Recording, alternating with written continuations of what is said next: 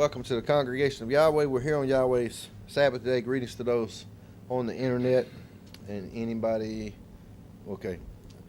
not watching live today. Today's message, I wanted to discuss, since we're at the end of unleavened bread, I wanted to discuss something that I ran into in the past few days. And, a lot of people are under the assumption through translations and just by word of mouth that when it says remove the leaven from your house, it simply means yeast. And from what I hear, there are actually translations that substitute the word yeast for leaven. But I went in, a video triggered this study, and I went in and followed up on what I heard, and it's a little deeper than that. But I want to touch on what brought Israel up to Egypt, and then talk about some of the significance of the day and the week. But I want to start off in Genesis chapter 15, and then I want to end up doing just a little word study in the Hebrew and the Greek on leaven, and find out that it's more than yeast. Genesis chapter 15. Starting in verse 1. After these things, the word of Yahweh came unto Abram in a vision, saying, Fear not, Abram, I am thy shield, and thy exceeding great reward. And Abram said, My sovereign Yahweh, what wilt thou give me, seeing I go childless, and the steward of my house is this Eleazar of Damascus? And Abram said, Behold, to me thou hast given no seed, and lo, one born in my house is mine heir.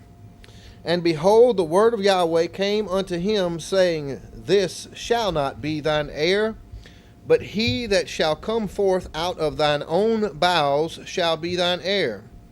And he brought him forth abroad, and said, Look now toward heaven, and tell the stars if thou be able to number them.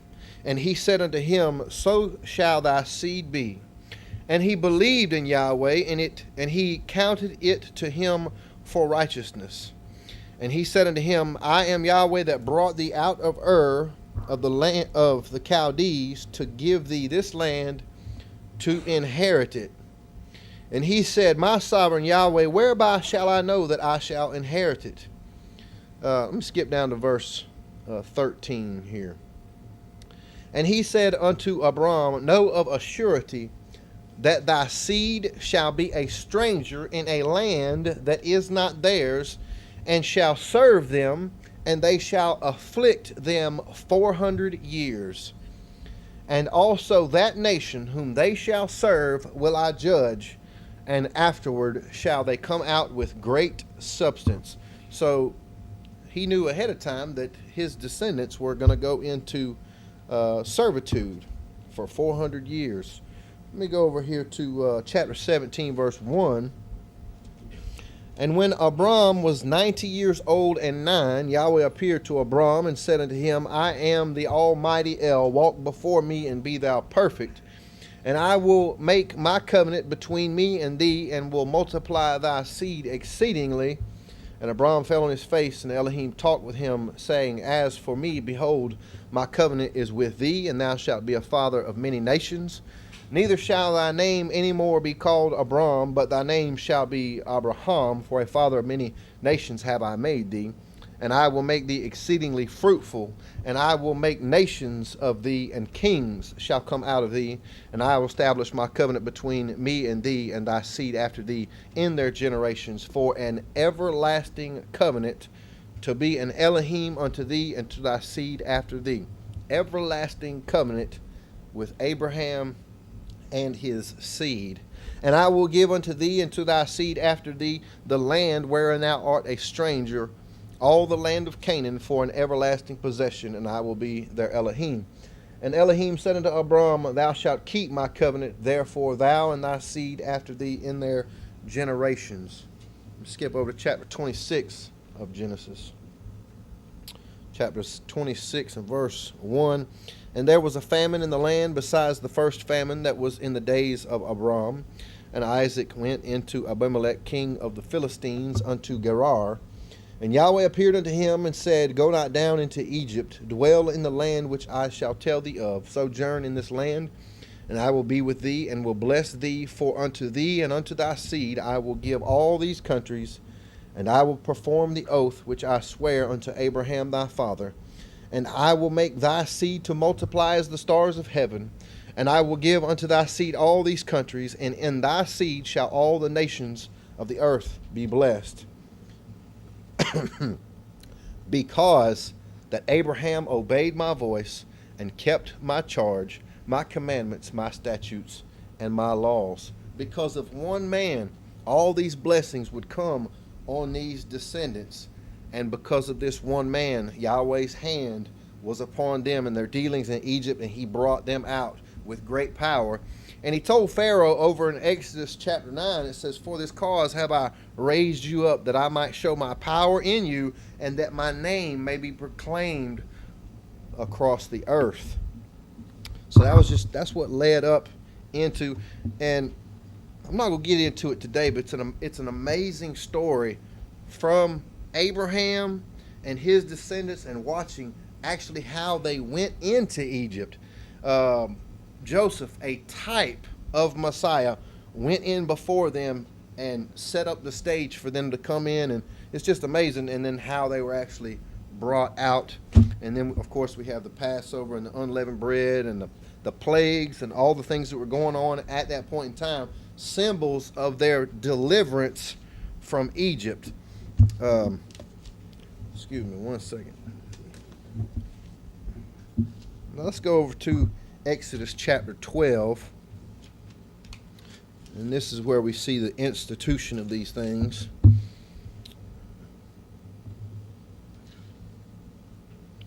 I'm starting in chapter 12, verse 1. And Yahweh spake unto Moses and Aaron in the land of Egypt, saying, This month shall be unto you the beginning of months. It shall be the first month of the year to you. Speak ye unto all the congregation of Israel, saying, In the 10th day of this month they shall take to them every man a lamb according to the house of their fathers, a lamb for an house. And if the household be too little for the lamb, let him and his neighbor next unto his house take it according to the number of the souls, every man according to his eating shall make your count for the lamb. Your lamb shall be without blemish, a male of the first year, and you shall take it out from the sheep and from the goats. And these words are heard in other places in the Messianic scriptures, and I read them last time. 1 Peter, I'm not going to go there, but 1 Peter chapter 1 talks about the lamb without blemish, and his blood has redeemed us. Anyway, going on to verse 6, And you shall keep it up until the 14th day of the same month, and the whole assembly of the congregation of Israel shall kill it in the evening. And they shall take of the blood and strike it on the two side posts and on the upper doorpost of the houses wherein they shall eat it. And they shall eat the flesh in that night, roast with fire, and unleavened bread, and with bitter herbs they shall eat it. Eat not of it raw nor sodden at all with water, but roast with fire his head, his legs, and with the purtenance thereof. And you shall let nothing of it remain until the morning, and that which remaineth of it until the morning you shall burn with fire. Let me skip down to verse 14. And this day shall be unto you for a memorial, and you shall keep it a feast to Yahweh throughout your generations. You shall keep it a feast by an ordinance forever. That one verse right there really stands out to me when I see it. It really shows the longevity of the feast, of how long it's supposed to be kept. It says that it would be a memorial, it would be a feast to Yahweh throughout your generations. It would be a feast by an ordinance forever. So somebody is supposed to be keeping this feast. You know, and we have people in mainstream religious circles today, they look at it, oh, well, this was just for those poor Jews that were in bondage to the law. Well, you know, that's fine if you want to view it that way. Well, they should still be keeping it. And if they follow the Messiah, they're supposed to be one body. So how can half the body be keeping it and half the body not be keeping it because they're not physical descendants? It doesn't make sense. The writers of the New Testament go through great lengths to show that we're all one in Messiah. So, with this verse in mind, somebody should be keeping this feast forever. Continuing on, 7 days you shall eat unleavened bread. Even the first day you shall put away leaven out of your houses. For whosoever eateth leavened bread from the first day until the 7th day, that soul shall be cut off. Now I want to just put a little focus on this here. The focus is the eating of unleavened bread and the removal of things that are leavened. We'll get into the words on this here in just a minute. And in the first day there shall be an holy convocation, and in the 7th day there shall be an holy convocation. To you no manner of work shall be done in them, save that which every man must eat, that only may be done. And you shall observe the feast of unleavened bread, for in this selfsame day have I brought your armies out of the land of Egypt. Therefore shall you observe this day in your generations by an ordinance forever. Again, we see forever.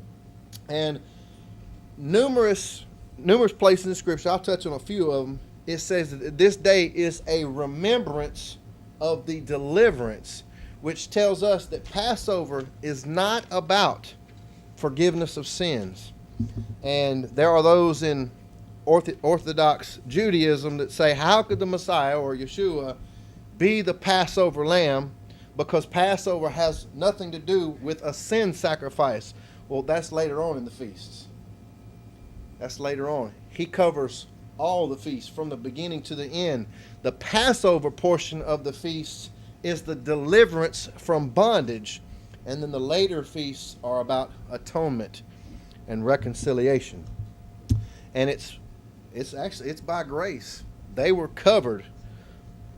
The blood on the doorpost covered them. It was not by their works. It was grace. Excuse me 1 second here. Let me look at a few of those references. Deuteronomy chapter 5 and verse 12.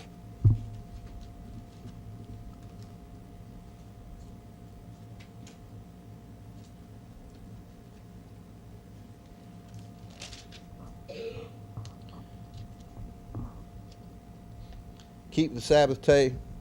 Well, this is just a place where it says, that's in verse 15. And remember that thou wast a servant in the land of Egypt, and that Yahweh thy Elohim brought thee out thence through a mighty hand and by a stretched out arm. Therefore Yahweh thy Elohim commanded thee to keep the Sabbath day. Well, that wasn't the one I was thinking of, but this is a place that just says, remember where you came from. Chapter 16, verse 1 and 3 of Deuteronomy. Observe the month of Abib, and keep this Passover unto Yahweh thy Elohim. For in the month of Abib, Yahweh thy Elohim brought thee forth out of Egypt by night. Thou shalt therefore sacrifice the Passover unto Yahweh thy Elohim of the flock of the herd in the place which Yahweh shall choose to place his name there. Thou shalt eat no unleavened bread with it. 7 days thou shalt eat unleavened bread therewith, even the bread of affliction, for thou camest forth out of the land of Egypt in haste, that thou mayest remember the day when thou came forth out of the land of Egypt. So it was a remembrance of the deliverance. And we still need to remember that deliverance, his power, how they came out. But at the same time, we see a deeper significance. We don't change the significance. It's all about his power. It's all about his desire to deliver his people from bondage. So we don't forget about the deliverance from Egypt. We remember that deliverance, but we also see a deeper significance of it. But it still has the same significance. Back to Exodus. Let's look at chapter 12, verse 24. Again, he's He's telling us that it is a remembrance. And you shall observe this thing for an ordinance to thee and to thy sons forever. And it shall come to pass when you become in the land which Yahweh will give you, according as he hath promised, that you shall keep this service. And it shall come to pass when your children shall say unto you, what mean you by this service? That you shall say, it is the sacrifice of Yahweh's Passover, who passed over the houses of the children of Israel in Egypt, when he smote the Egyptians, and delivered our houses, and the people bowed the head and worshipped. So here, later on, while you're keeping this service, the children are going to ask, why are we doing this? And you will tell them it is because of Yahweh's deliverance. I'm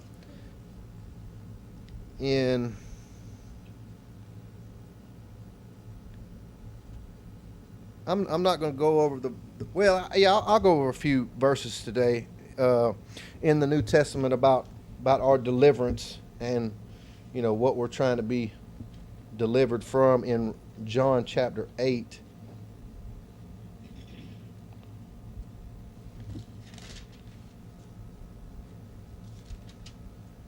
John chapter 8, starting in verse 31. Then said Yeshua to those Jews which believed on him, if you continue in my word, then are you my disciples indeed, and you shall know the truth, and the truth shall make you free. They answered him, we be Abraham's seed, and were never in bondage to any man.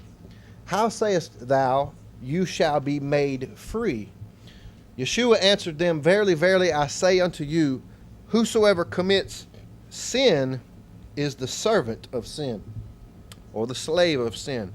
So that's what all humanity is in bondage to, and through the Messiah, he offers us a way out, a deliverance. Romans chapter 6.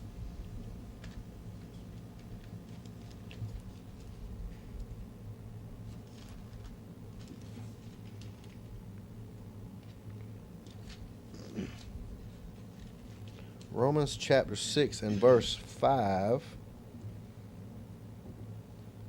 For if we have been planted together in the likeness of his death, we shall be also in the likeness of his resurrection, knowing this, that our old man is impaled with him, that the body of sin might be destroyed, that henceforth we should not serve sin or be slaves to sin.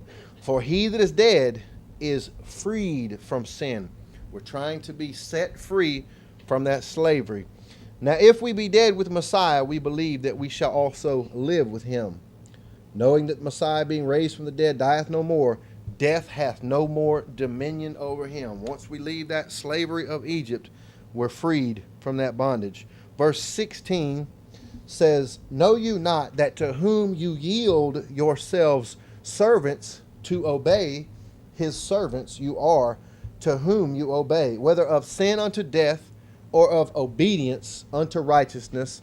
But Elohim be thanked that you were the slaves of sin, but you have obeyed from the heart that form of doctrine which was delivered to you.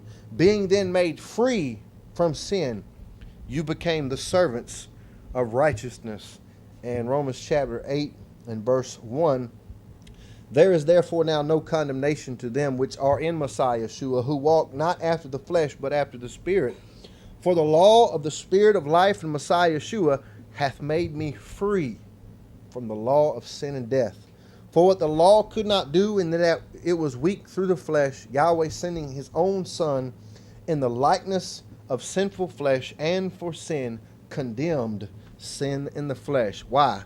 That the righteousness of the law might be fulfilled in us, who walk not after the flesh, but after the Spirit. Okay, now I want to touch a few. We're going to do a little word study on leaven here. Give me 1 second. Get this out of the way. Okay. I'm using the Strong's Exhaustive Concordance, and I just simply looked up the word leaven. And in Exodus chapter 12, verse 15, the word is put away leaven out of your houses. So I went over here to 7603 in the Hebrew. 76. Oh, by the way, let me. I looked up yeast, which is what commonly a lot of people interpret leaven as yeast. I looked that up, and apparently there's 1,500 different strains of yeast.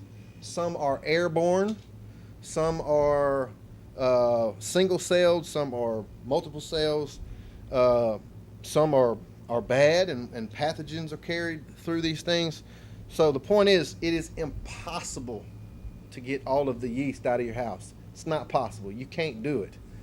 So, interesting. Somebody said it's the same with sin. So anyway, very interesting study, a lot deeper than what I had anticipated about yeast. But what's interesting is when yeast comes in contact with water or heat and a lot of different variables, it mutates, it changes substances into other substances, which is where we get alcohol and I think carbon dioxide, numerous different activities going on. But let me go here to, I lost my place, 7603. Okay, thank you.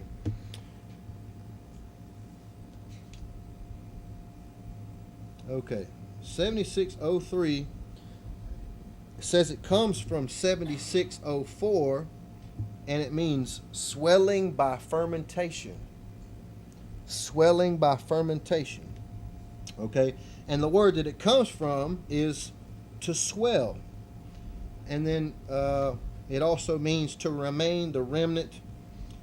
And the way somebody explained it is the way you spread you do the sourdough, you have a remnant left over and you add it to other batches. And let me look at this. One second. I had everything marked, but I took my marker out. Okay, let me put my marker back in there. Okay, the other word in the Hebrew word is 2557, and I'll just read a couple places. It says, the blood of my sacrifice with leaven, it shall be made well, let me just go to that word 2557.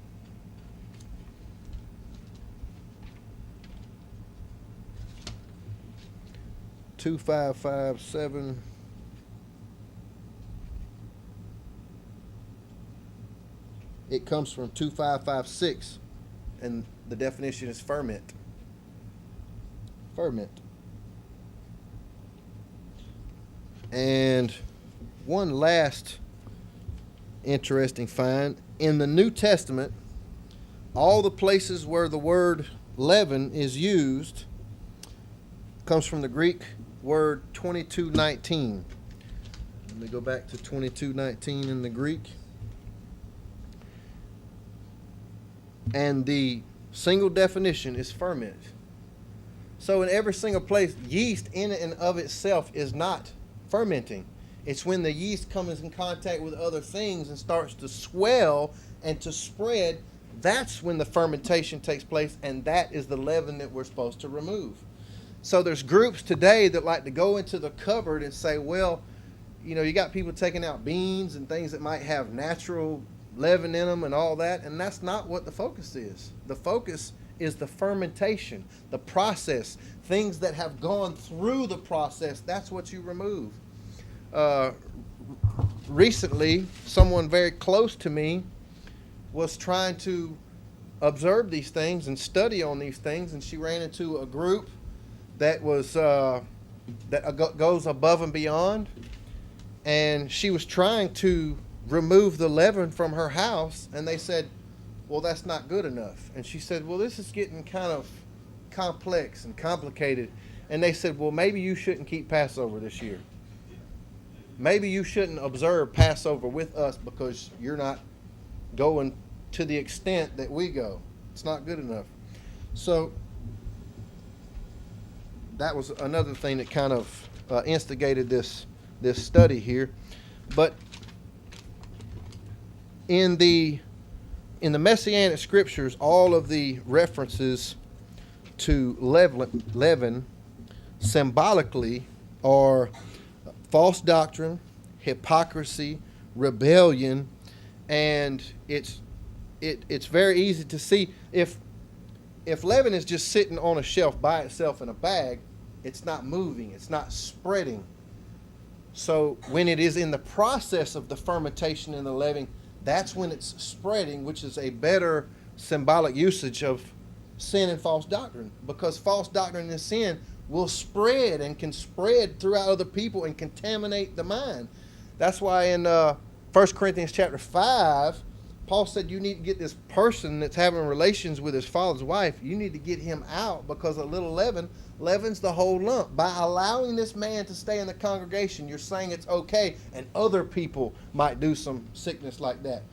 And then when the Messiah said that you need to beware of the leaven of the Pharisees and the Sadducees, which was false doctrine and hypocrisy, and also those things can spread. So just a little, and I'm sure there's a lot more in depth to study on this, and I'm just skimming the surface, and I want to definitely get a little deeper into the process that's going on.